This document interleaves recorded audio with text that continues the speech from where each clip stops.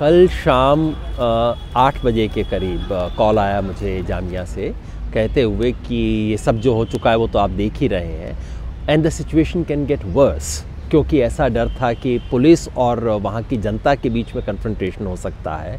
उस वक्त एक र्यूमर चल रहा था कि एक स्टूडेंट की डेथ हो गई है, और उससे ऐसा डर लग रहा था कि अगर वो बात सच निकलती है या वो र्यूमर फैलती है तो बहुत एक्सप्लोसिव सिचुएशन हो सकता है। इसलिए मैं और कई और साथी वहाँ पे रश किए ताकि सिचुएशन को और बिगड़ने से बचाया जा सके। वहाँ गए जहाँ पे साइट था कन्फ्रंटेशन का, उसके बाद हॉस्पिटल गए जहाँ पे स्टूडेंट्स कई भर्ती थे, कईयों का इलाज हुआ था, और फिर पुलिस थाने में भी गए, न्यू फ्रेंड्स कॉलोनी पुलिस थाना था, वहाँ पे भी गए। सब तरफ लोगों से बात की, जामिया कम्युनिटी के लोगों से बात की, और देखकर फिर एहसास हुआ कि कितना बड़ी घटना हुई है और कितनी it's such A regrettable situation for the country. हम कर क्या रहे हैं अपने यूनिवर्सिटी स्टूडेंट्स के साथ। कल खबर आई कि बस जली, इसमें कोई संदेह नहीं, 3 बस तो मैंने अपनी आँख से देखी हैं, जली बसें जली हैं। किसने जलाई कोई नहीं जानता। बहुत इसके बारे में कई थ्योरीज़ हैं, वीडियोस भी चल रहे हैं। मैं तो कोई एक्सपर्ट नहीं हूँ इन सब चीज़ों का, वो बाद में कोर्ट कचहरी तय कर सकते हैं। फॉर द टाइम बिंग आप एज्यूम कर लीजिए कि कुछ लोगों ने बदमाशी से किया। आप ये भी एज्यूम कर लीजिए कि उसमें स्टूडेंट कुछ हो सकते हैं। हालांकि मेरी इन्फॉर्मेशन ये थी कि ये यूनिवर्सिटी से कोई काफ़ी दूरी पे हुआ है, यूनिवर्सिटी के सामने नहीं हुआ है, और वहाँ के लोगों का कहना था कि उसके साथ कुछ लोकल मिसक्रिएंट्स, कुछ लोकल बदमाश जुड़ गए थे वहाँ पे, उन्होंने ऐसा किया। आप 1 मिनट के लिए मान लीजिए कि उसमें स्टूडेंट्स का हाथ था, उसमें कुछ आप मान लीजिए कि पुलिस का हक बनता था कि उनको वहाँ से भगाया जाए, डिस्पर्स करें। अगर जला रहे हैं बस, आप उनको पकड़िए, आइडेंटिफाई कर सकते हैं, पकड़िए, आपका पूरा अधिकार है, आपकी ड्यूटी है। अगर बहुत बड़ा क्राउड इकट्ठा हो गया जो कि वायलेंस कर रहा है, आप उसको डिस्पर्स कीजिए, आपकी ड्यूटी है, वो कीजिए। लेकिन क्या पुलिस ने ये किया? आप जितने वीडियो देखिए, जितने लोगों से बात कीजिए, उससे क्या पता लगता है कि पुलिस डिस्पर्स नहीं कर रही। पुलिस उनको वहाँ से धकेल रही है, वो जगह जो कि जामिया के गेट से कम 1 किलोमीटर दूर है। पुलिस ठेल रही है, धकेल रही है। वहाँ स्टूडेंट्स, बच्चे, लोकल यूथ पड़ोसी के घर में घुस रहे हैं, पुलिस उनको घर से खींच के ला रही है। आपने वीडियो देखा होगा, उस लड़के को खींच के बाहर लाया जा रहा है, और किस हिम्मत से कुछ औरतें उसको, लड़कियाँ उसको बचा रही हैं। उन्हें यूनिवर्सिटी तक ठेला जाता है, स्टूडेंट्स यूनिवर्सिटी के अंदर चले जाते हैं। उसके बाद बिना यूनिवर्सिटी से परमिशन लिए, और प्रॉक्टर कह रहे हैं कि परमिशन नहीं ली गई, पुलिस यूनिवर्सिटी के अंदर जाती है। अंदर कहाँ तक जाती है? पुलिस बच्चों को लाइब्रेरी के अंदर जाती है, लाइब्रेरी का कांच तोड़ के उसके अंदर टीयर गैस शेल फेंका जाता है। लाइब्रेरी में घुस के लड़के लड़कियां लाइब्रेरी में जो हैं उनकी पिटाई होती है, बाथरूम में उनको चेज़ किया जाता है। अभी मुझे पता लगा कि कुछ बच्चियों ने पूरी रात वहाँ लाइब्रेरी के बाथरूम के अंदर गुजारी है, उनका अब सुबह पता लगा है कि वो हुआ है।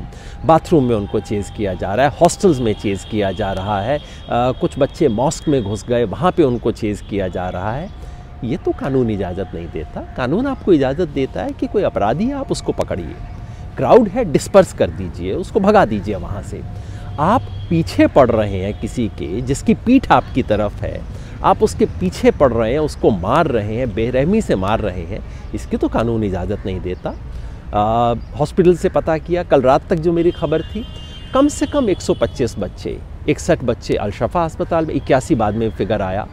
जो होली फैमिली हॉस्पिटल है वहाँ से 51 का फिगर है, और एक तीसरा है बाटला क्लिनिक जहाँ 20-25 का फिगर है। तो अंदाजन 150 बच्चे इंजर्ड हैं।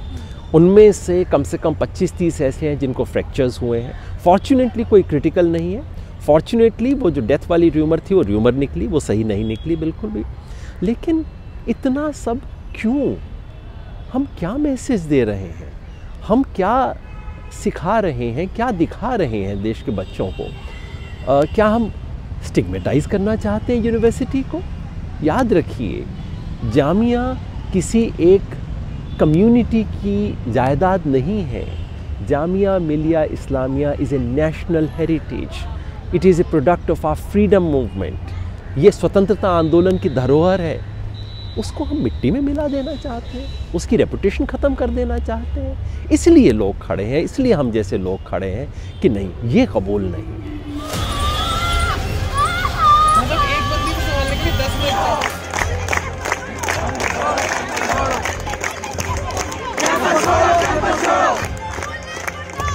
मुर्दाबाद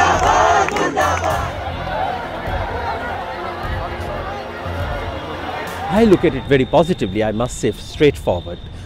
वैसे कल रात को जो खबर आई कि जामिया पे तो हमला हुआ ही, अलीगढ़ मुस्लिम यूनिवर्सिटी पे भी हमला हुआ है, और कल रात को खबर थी अनकन्फर्म कि कॉटन यूनिवर्सिटी जो कि वहाँ पे गुवाहाटी में है, वहाँ पर भी पुलिस ने एंटर किया, तो उसको मैं कंफर्म नहीं कर पा रहा हूँ।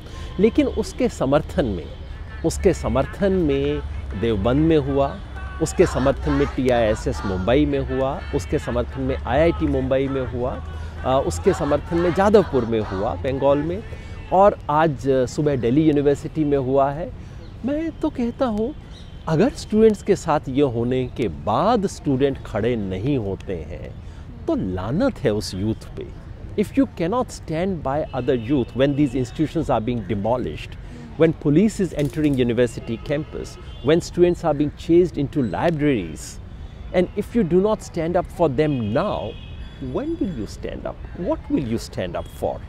तो मैं तो ओपनली ये कॉल देता हूँ एवरीवेयर, जहाँ भी स्टूडेंट्स हैं, स्टूडेंट्स ऑर्गेनाइजेशन है, कोई भी आपको लगता है कि हाँ आप में थोड़ी सी दम है, थोड़ा सा संकल्प है, तो बस 3 चीज़ कहनी चाहिए: no to assault on campus, no to CAB, no to violence.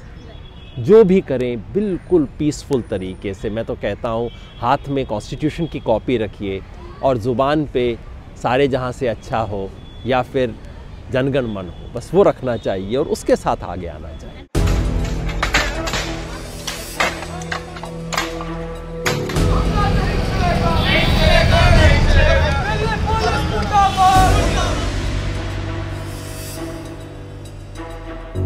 To my mind, in the last 2 days, a third dimension to the citizens' protest has been added. It began with a protest in the Northeast, which was seen to be a peculiar protest of the Northeast, their own demands, their own apprehension of indiscriminate inclusion. The second wave was a protest largely from Muslim community, which was seen to be their reaction to their unjustified exclusion, discriminatory exclusion. But in the last 2 days, at Jantar Mantar, not in my name, yesterday in so many universities in support of Jamia and AMU, and what's happening today, उससे लगता है कि सिर्फ ये 2 नहीं, अब तीसरी category के लोग भी आ रहे हैं जो कह रहे हैं कि ना मैं नॉर्थ ईस्ट से हूँ, ना मैं मुसलमान हूँ, लेकिन मुझे पसंद नहीं है, ये गलत है, ये जो आप कर रहे हो इस देश के लिए ठीक नहीं कर रहे हो। जो डिमोनेटाइजेशन ने इकोनॉमी के साथ किया, वो ये CAB हमारी सोसाइटी के साथ कर रहा है। यानी कि बीमारी नहीं है, दवाई पिलाई जा रही है और दवाई बीमारी पैदा कर रही है। So it's a solution in search of a problem. There is no problem but you have a solution, and that solution itself is creating a problem. इसलिए पूरा देश इसके खिलाफ खड़ा हो रहा है और मुझे लगता है कि ये थर्ड डायमेंशन जैसे जैसे मजबूत होगा तब सरकार को समझ आएगा कि कुछ गड़बड़ हुई है और इस अनकॉन्स्टिट्यूशनल एक्ट को, जो CAA है, सिटीजनशिप अमेंडमेंट एक्ट, जो अनकॉन्स्टिट्यूशनल है, जो भारत की स्पिरिट के अगेंस्ट है, it's fundamentally against the very idea of India. Linking citizenship to religion is against the two nation theory that we opposed. So I do hope the government would be forced to reconsider it.